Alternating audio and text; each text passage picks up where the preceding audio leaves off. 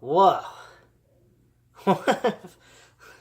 I don't know what it is about NXT, but they seem to go ahead.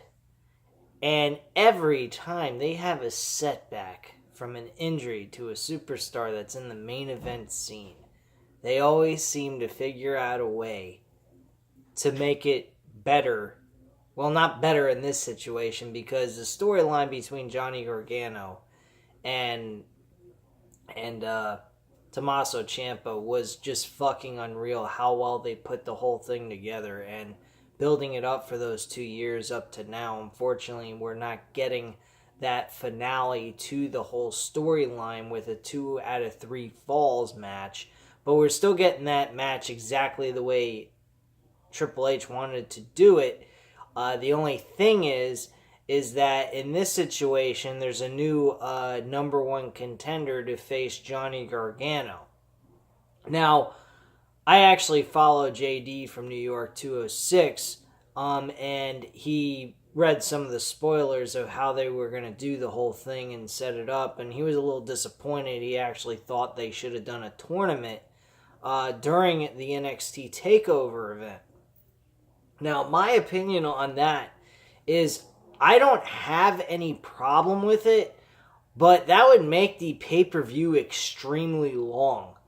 I think people, I don't know if they lose interest, but I think they get extremely tired from watching the show. Not to mention, you got WrestleMania the next 2 days later. You got fucking New Japan Wrestling, which I'm pretty certain people are going to be watching for the G1 Supercard of Honor event with Ring of Honor and New Japan Wrestling. I'm definitely buying that. I'm a Ring of Honor member, Honor Club member. So I'm definitely going to be getting this at a very cheap price for like only $17 when generally it runs at $34.99. But bottom line is, with the WrestleMania weekend being the way it is with 3 mega events in a row, which I'm going to be doing a lot of reviews 3 days in a row, which I don't know how the fuck I'm going to find the time to do it, but I'm sure as hell going to try. That weekend is strictly 100% wrestling. It's going to be an all-out extravaganza of reviews 3 nights in a row. Each one of those events I am definitely reviewing. I do have on Saturday, the April 6th, I do have a birthday party I'm attending for a family member.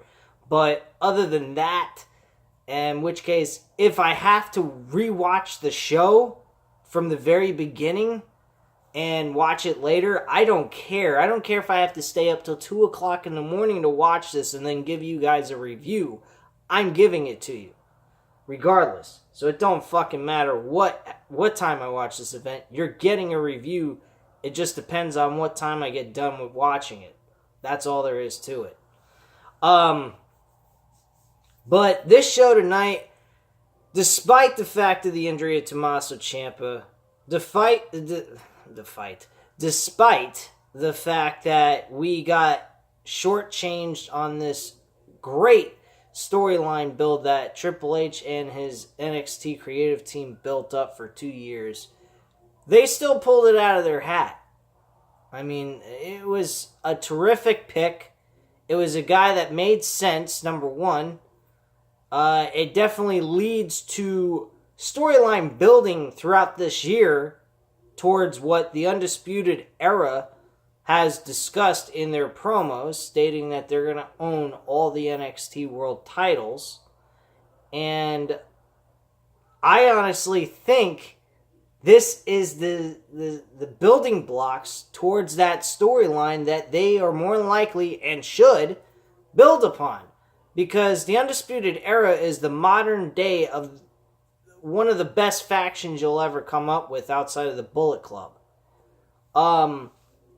They have the potential to turn these 4 guys into super mega larger than life characters into a faction group thug type group that's fucking unreal and unbeatable, like the NWO or D-Generation X.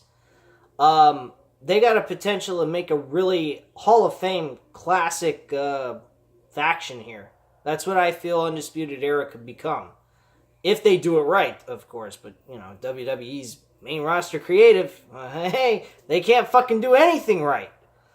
I couldn't believe what I heard on JD's review for SmackDown, that The Miz was challenged by Shane McMahon, who was originally the person that attacked The Miz. Why would Shane fucking do a challenge to The Miz? The Miz should be wanting to face him. Never mind. Forget about WWE creative and their way of thinking and their logic. They're just fucking dumb. They're idiots. This, what you saw tonight, was professional wrestling at its finest. It had storyline. It had emotional feeling towards Tommaso Ciampa losing his opportunity, staying the NXT World Champion. You had Triple H, of all people, come on NXT, which you hardly ever see him come on on regular television episodes, and see him do anything in the ring, do any kind of promo or anything like that. But for him to come out there and just say all that, and say all the words that came out of his mouth, such as like dreams that come true, it starts in NXT, and he said possibly lives their dreams, which is very true. He was referring to WWE, main roster, whatever. But this show, the way they do it, the formula they do, is what all shows need to be. They keep it simplistic. It's wrestling. It's about titles, wins, grudge matches. That's it. What do you see in boxing? What do you see in UFC? You see titles and build towards those events, those matchups, and also grudges are involved over those titles. So sometimes there's some bad blood between two guys for real going into an event. That's all you get. That's all you need. Statistics. History. That is what makes these guys great. And in this being entertainment field as well as sports, even though it's fixed, you gotta have a good gimmick. A gimmick that can get you looking bigger and overinflate your ego, your personality, who you are. If you can go ahead and get a gimmick that overinflates your ego or your personality and who you are, you got something working for you. That's what they need to do with professional wrestling. Adam Cole, he's got it what they need. He's got the fucking ego boost. He's got the wrestling skills. And he's got a fucking faction behind him that can make him look bigger than anything on the planet. That is what's going to help him turn into a mega star. He could be like a CM Punk. He can do pretty much anything. This guy's got wrestling up the ass. Every guy in this main event was, by far, doing their job. Matt Riddle, fucking unbelievable. Matt Riddle reminded me of old Kurt Angle from back in the day when Kurt Angle didn't have all these neck injuries and he wasn't all crippled and broken down. And I'll tell you what, I heard a news rumor that, well, actually it wasn't a rumor, it was something he stated on social media saying, hey, I would like to be the guy to face Kurt Angle in his last retirement match. That match, after seeing what I saw tonight, I'd have no problem with that. And I've been talking shit about Matt Riddle from the time he came into the NXT. And it ain't his wrestling. I like his wrestling. His wrestling tonight was superb. He actually almost won this matchup if it wasn't for what's his face? It was Adam Cole, actually. Adam Cole had Ricochet, not Ricochet. Trying to remember who he had the hold on. Oh yeah, he had the a chokehold, a rear naked choke on, I believe it was Velveteen Dream, or it was Ricochet, one of those two. I don't remember exactly. But Adam Cole saved that match, pulling the referee out of the ring and causing the referee not to see the tap out. Matt Riddle knew that the referee wasn't going to see it, so he let go of the hold anyway. It was pointless anyhow.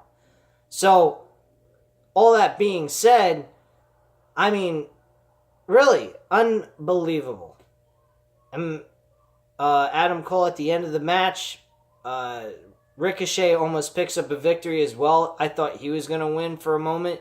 And then Adam Cole comes out of nowhere, hits him in the back of the head, clings him, pins him. 1, 2, 3.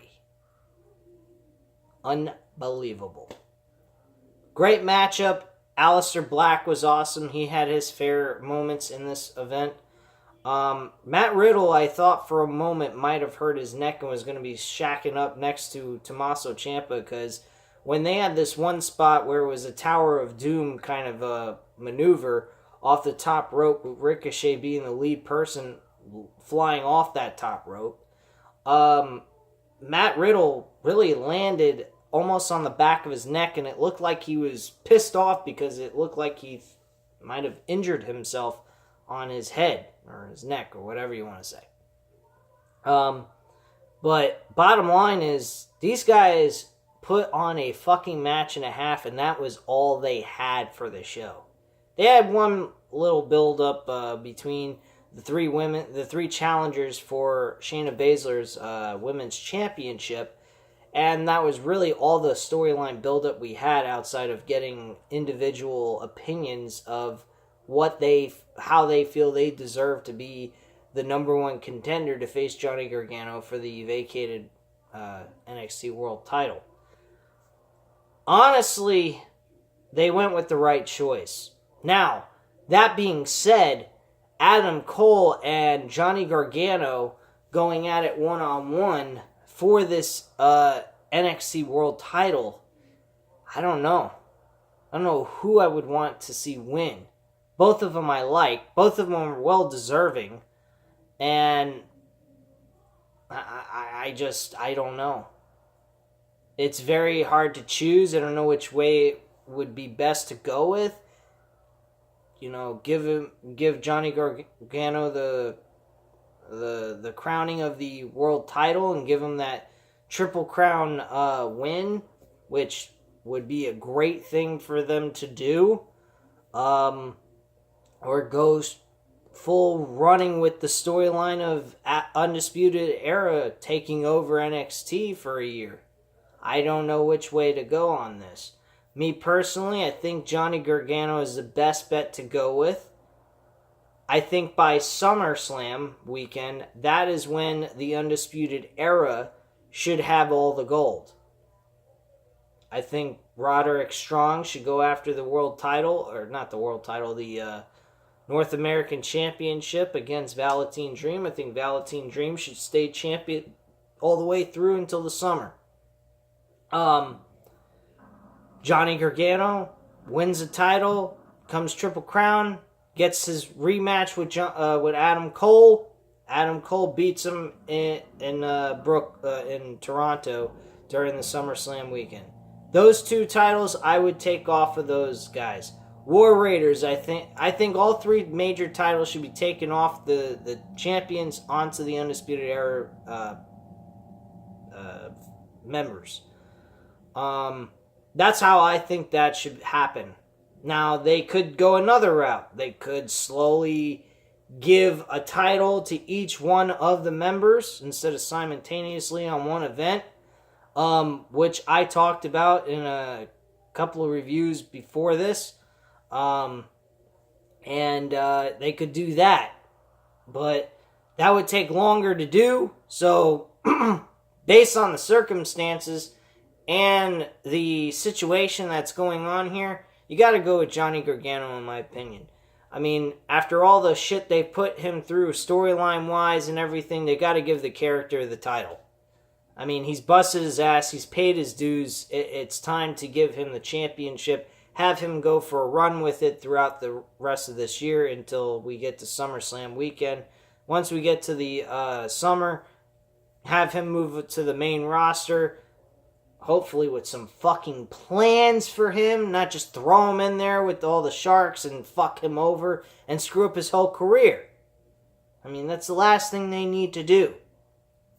Give this guy some fucking storyline build, or don't have him go to the main roster at all and allow him to continue to compete in NXT altogether. I don't care which, but at least if you're going to do the WWE main roster thing, have a fucking storyline for him. Something that's going to make him seem important. I mean, these guys just get thrown onto the main roster and there's no, path for them. They give them no path. If you have no path for any of these guys, then don't put them on the main roster until you do. Plan things out. Think ahead. Just don't go ahead on a whim. I mean, that's not how you should do things. Could you imagine if you conduct a business that way? You can't conduct business that way. You have to have a set plan, a set goal, and go after that goal. It's the same situation with building a storyline to a character. You set a plan, the exact storyline, the way you want to do it, and get the crowd behind it. And the only way you can do that is pay attention to what your crowd wants. Not just, do random shit just for the sake of doing it. That's just me. But overall, each and every one of the combatants in this matchup for this Fatal 5-Way match, I felt did an outstanding job. They earned their right to be in this type of matchup. And Matt Riddle, out of everybody, really impressed me a lot. He did a lot more in this match than he has done in a while, or actually from the moment he started. He did have a good matchup. I forgot what the fuck the matchup was. Yeah, but he had a really good match with someone. I forgot who the fuck it was. Anyway. God, what the fuck's wrong with me? Yeah, but he had a good match with someone. I just forgot who the fuck it was. I gotta watch it again, who his opponent was. I think it was Adam Cole at the time. Yeah, it was. It was Adam Cole, and he beat Adam Cole one-on-one. And that match was a very good matchup by him. I enjoyed that match. This match, though, he really excelled with his wrestling ability. Very technician wrestling in this matchup by him. He stood out out of everybody and really he really pushed the feeling that he deserves to be the guy to face Kurt Angle. If there's nobody else that deserves to face Kurt Angle, it should be him, and he definitely proved that tonight, in my opinion. I mean, all the technical wrestling he did in this matchup was fucking awesome. He really stood out in this match. But overall, I mean, everyone else, they did their job and shined like they should.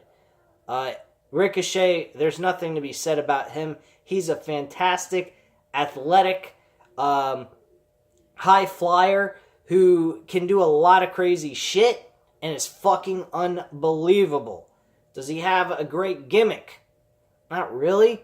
But if you're a guy that can go into a matchup and give a crowd that takes the, give a crowd a match that takes their breath away, yeah, you don't really need to do anything else, in my opinion. You've done your job. All you need is a fucking storyline to work with, and that's all you need, and you're good. I mean, this guy gives you matchups that, I mean, really, if you keep doing it, you're going to end up destroying your body in the long term. But short term, he's fucking unreal. Another guy that's a lot like him is Will Ospreay. Will Ospreay is a fucking unreal wrestler. I couldn't imagine Will Ospreay versus Ricochet one-on-one. They might have done that in the past, and I just don't know it because I've never seen it before. And it was probably in some small indies wrestling promotion, or it might have been in New Japan Wrestling from a while back, a couple of years ago that I haven't checked out yet. But regardless of all that, those two guys have very similar wrestling styles. And Ricochet is really showing that a lot on a bigger stage than Will Ospreay. I mean, Will Ospreay, New Japan Wrestling is a fucking great promotion, but nothing compared to WWE. But in retrospect of wrestling-wise and entertainment-wise, New Japan Wrestling's got them beat. They just don't have enough resources to get themselves over here in the States. That's pretty much all I have to say on this subject. Leave your comments and opinions down below. Tell me what you guys thought of this main event matchup, this fatal 5-way to determine a number 1 contender, face Johnny Gargano for the NXT World Championship that's now vacated for the first time in NXT history. And hit the like button if you liked the video. Hit the subscribe button if you're not already subscribed to this channel. And I thank you very much for watching. Good night.